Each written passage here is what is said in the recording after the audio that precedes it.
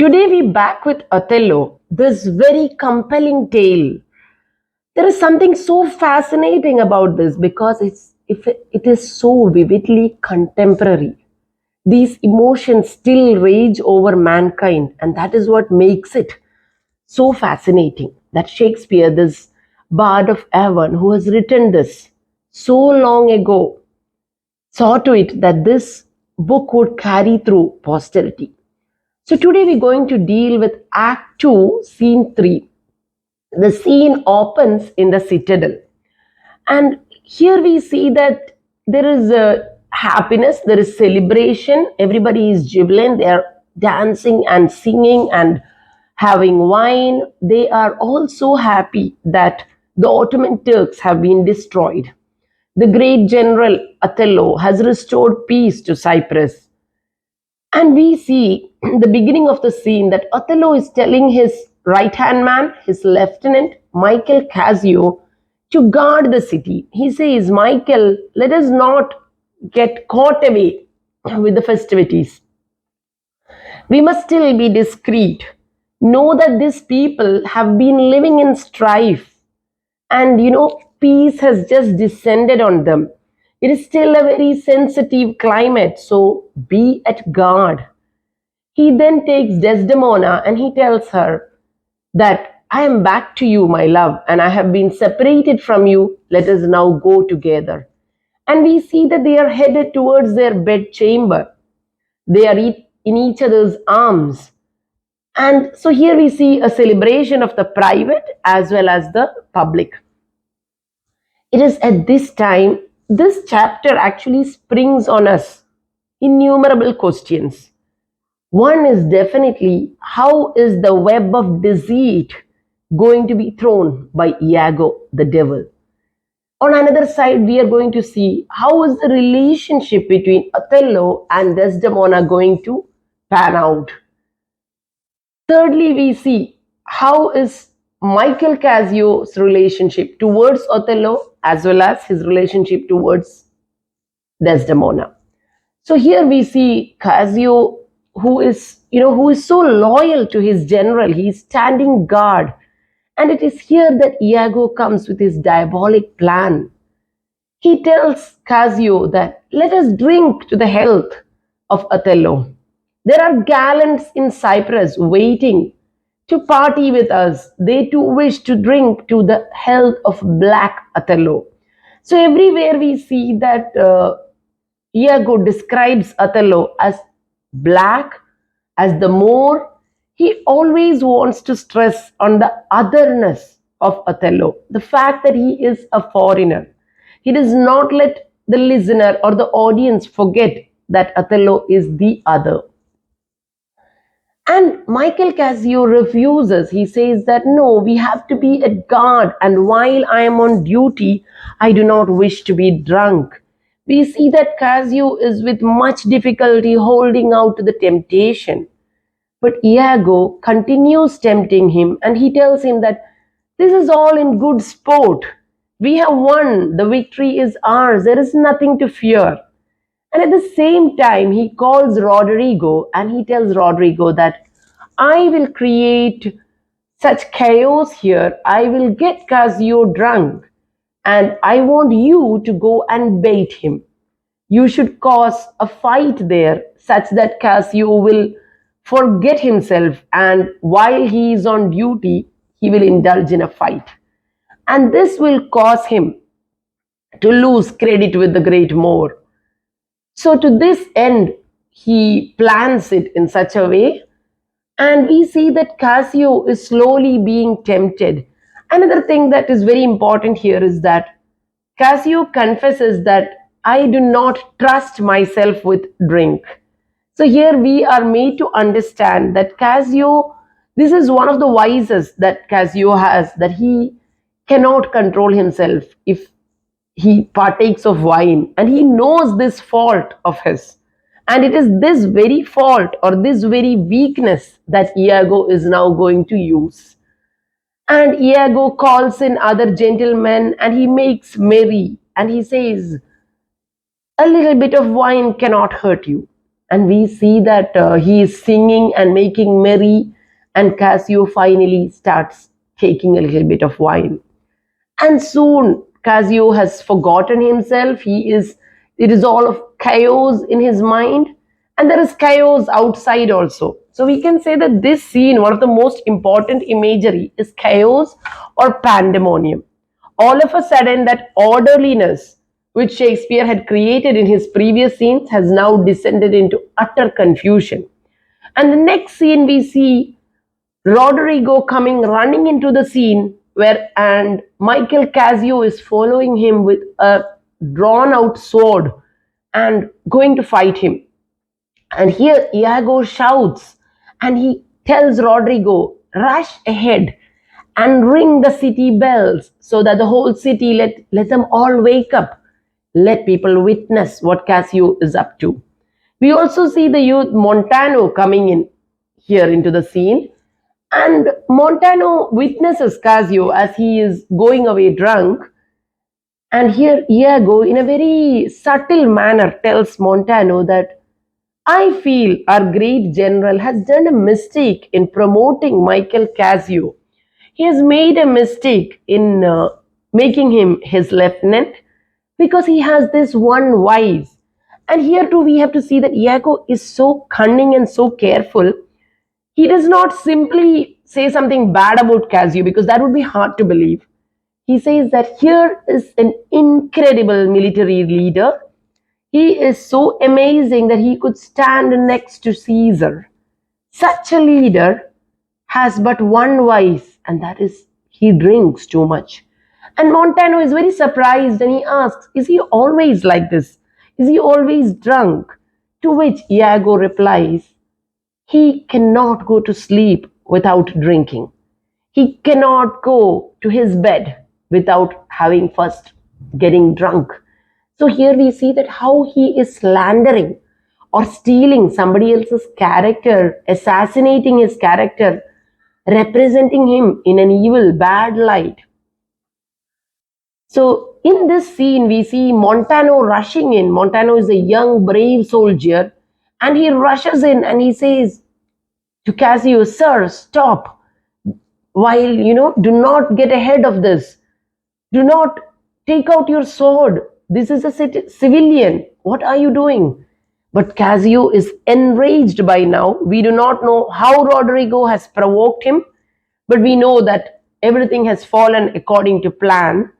And Montano jumps in between. He tries to stop Cassio, and we see that Montano is wounded in this process. And hearing the bell and all the noise that is made, the great general walks out of his bedchamber, rushing out. He looks at, he can see his ensign on one side, he can see his lieutenant, he can see his soldier, and he says, stop, men, hold on to yourselves, control yourselves.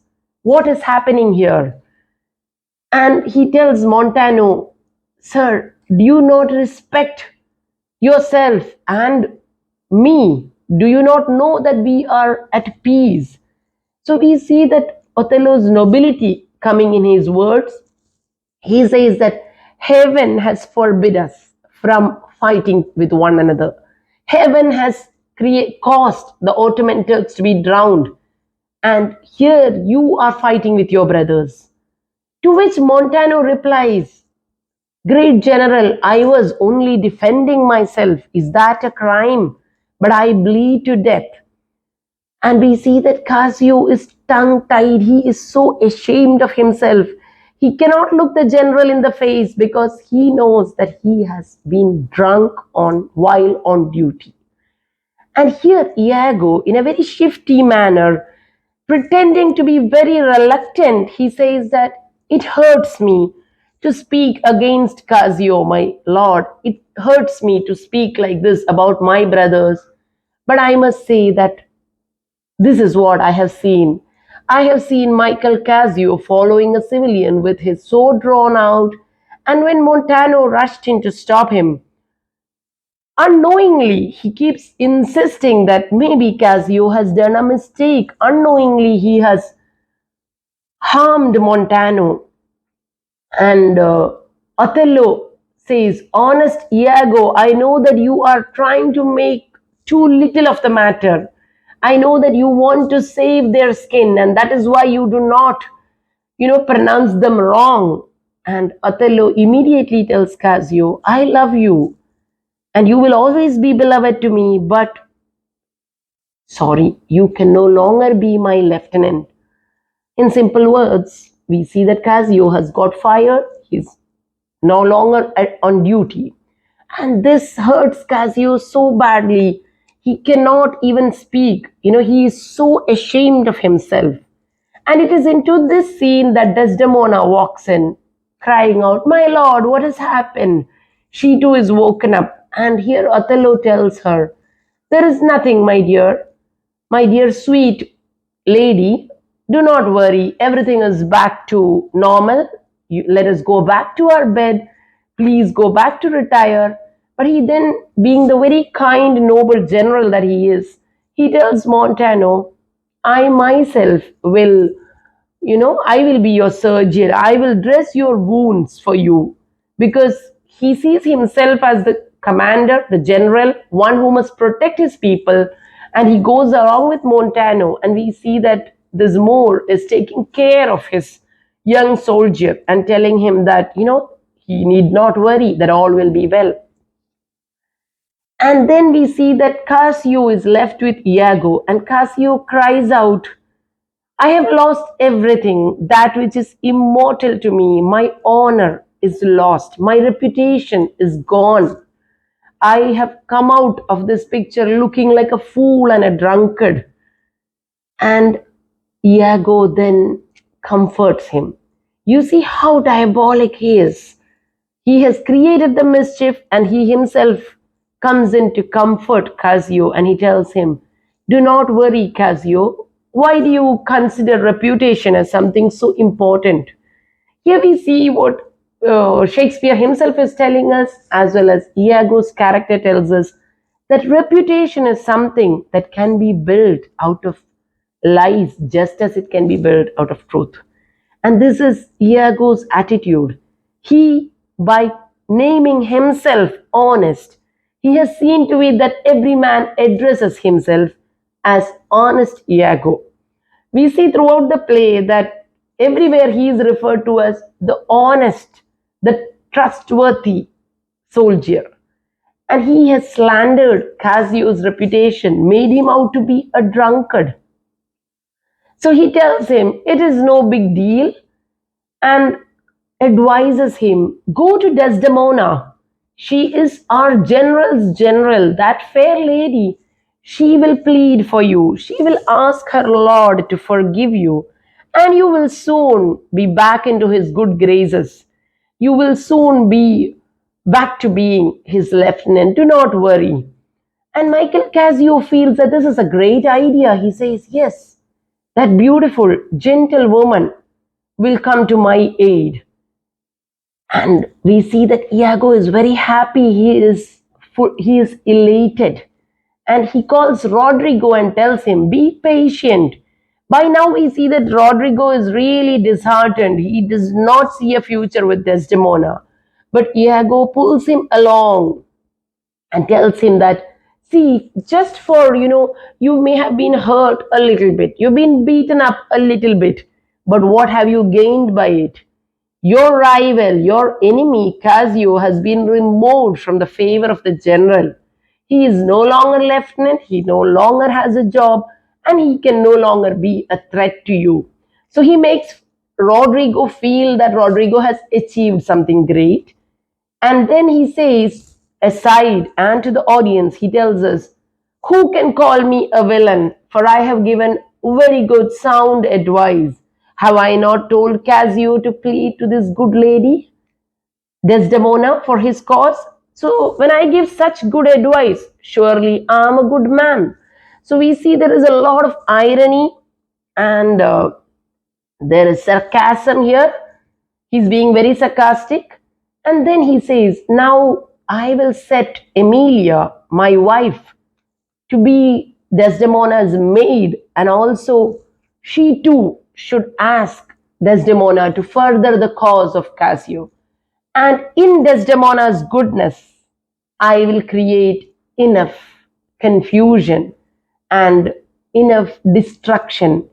Desdemona's goodness will be the weapon that I will use in order to create jealousy in the more, and everything will be destroyed. They will destroy themselves. So Iago is seen very happy at the ending of this scene. Now, when we take into consideration the attitude towards Desdemona, that is, on one hand, we have Iago. Right in the beginning, Iago objectifies her. We see him talking to Cassio, and we see him trying to make Cassio reply in kind. He calls Desdemona sport for Joe. She is a very, what do you say? She is a very attractive woman. She is, he talks about her as if she is only an object to be, to look at. And he calls her very mischievous and eyes of a temptress, whereas Cassio refers to her as that most delicate, exquisite, lovely lady. So let us look into the important quotes in the chapter. This chapter is full of very, very significant quotes. The very beginning, we see Othello saying, "Good Michael, look to you to the guard tonight. Let's teach ourselves that honorable stop, not to outsport discretion." This very line, where I feel it's a very significant word, because Othello says, let's teach ourselves. The word ourselves, which means that he sees Cassio as an equal to himself. Here it is not, he does not say you should be discreet or you should be honorable. It is ourselves, me and you.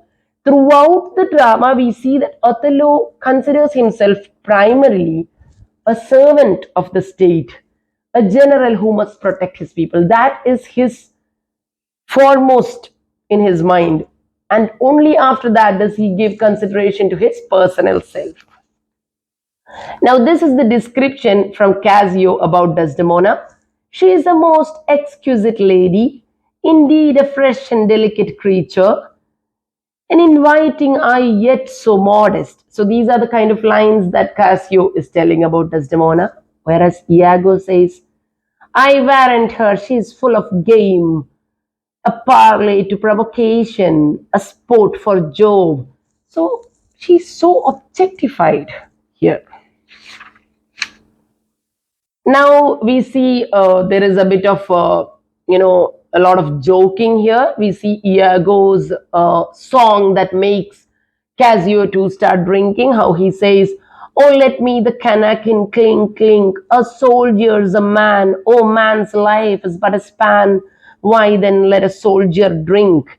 So how he convinces Cassio that, this life is so temporary and we are poor soldiers, always fighting. We too need to enjoy our life. Let us partake of wine. And how he says, we know that the audience of the period are English people. And here Shakespeare is joking through Iago when he says, our Englishman is so exquisite in his drinking. The Dane would be dead drunk, and so would your Hollander or your Almin, your German, your swag-bellied Hollander. None can drink as exquisitely as the Englishman. Now we know that these lines are also for the benefit of the audience. Now, the way he says, you see this soldier that is gone before, he is a soldier fit to stand by Caesar and give direction, but do see his vice, 'tis to his virtue a just equinox, the one as long as the other. This is what he talks about Cassio when he says that along with the virtue of being an incredible soldier, he has this vice. And this vice, he says, Iago says, will some odd time of his infirmity shake this very island? So he says that this is such a vice that this general Cassio can get so drunk that one day his drunkenness is going to shake this island. Then Othello's another very important line I feel is, hold for your lives. The moment Othello enters the scene of confusion, it is like when you watch an English movie or any movie for that matter, and you see that there is a marketplace and there is a lot of fighting and commotion, and suddenly the hero makes in an appearance, and all of a sudden everything is quiet. You see the scene is set in such a way that everybody is quiet. They're staring at the hero who's walking in slow motion. He's just coming in. It could be any godly hero. He is coming in and he is commanding silence. So this is how Othello is walking into this scene. And so we can imagine the presence that is created on the set. And this also reminds us of a previous paragraph where we see that when Brabantio had come in with his kinsmen in front of the Duke, and when they were all going to fight, we have seen how Othello stops that brawl also with a single line: hold up your swords. Because we see that he is so in control of himself. And we know that this tragedy is going to go in such a manner that soon this great general who can control his people with a single word, with a single line, is soon going to lose his own self control. He is going to run away with his emotions. And all this creates a great deal of anxiety in the reader and the audience. And he says, have you forgotten all sense of place and duty? He is very, very sad that this is how his generals, his lieutenant and his soldiers are behaving. And Othello again says, are we turned Turks, and to ourselves do that which heaven hath forbidden, the Ottomites? For Christian shame, put by this barbarous brawl, he that stirs next to carve for his own rage, holds his soul light, he dies upon his motion.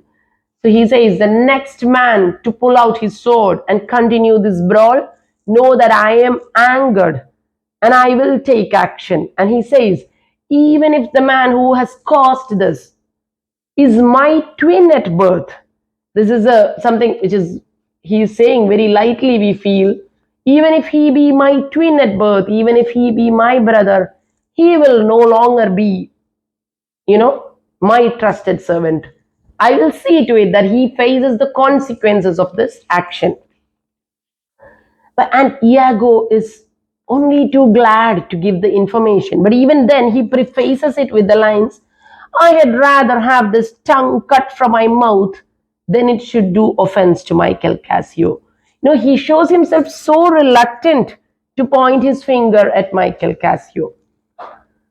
And he says, but men are just men, they forget themselves sometimes. And Othello yet again calls Iago, thy honesty and love doth mince this matter, making it light to Cassio. Cassio, I love thee, but never more be officer of mine. So here we see how Iago is slowly winning. All his plans are being set in motion.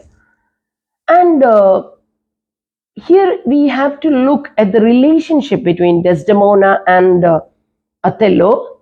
Something that I feel is very striking is that when Desdemona walks into this scene and she says, what has happened, my lord? What has happened? We know that once upon a time, Desdemona had fallen in love with this Moor who told her about all his war stories. He has told her about his conquests, his defeats, his struggles. And we know that he saw her as an equal. She was a bold woman, able to stomach those stories. She has shown herself bold throughout. She was brave enough to stand in front of her father and the Duke and proclaim her love for Othello. In every way, we can see that she is quite a warrior. And that is how Othello has treated her from the beginning. He saw her as his equal. But now, what do we think of this line when he says, all is well now, sweeting. He calls her my sweet. Come away to bed. Nothing has happened. So don't you feel, or should we feel that this is slightly patronizing for such a woman to suddenly be told, oh, nothing has happened? I feel that there is a tad bit of patronizing and infantilizing going on here. Rather than explaining to her what has happened, we know she is bold enough to take it in. But slowly, let us see Othello is here sinking into the role of the patriarchal husband who must needs protect his subservient wife, who must need to be slightly patronizing to her. She is a delicate lady, not fit to hear all this, and she is led away. And we know from the previous chapters, this is a woman who would like to give her opinion on what is happening. Now, this is a very important line where Casio says, reputation, reputation, reputation. Oh, I have lost my reputation. I have lost the immortal part of myself, and what remains is bestial. My reputation, Iago, my reputation. So here there is such a big emphasis on reputation.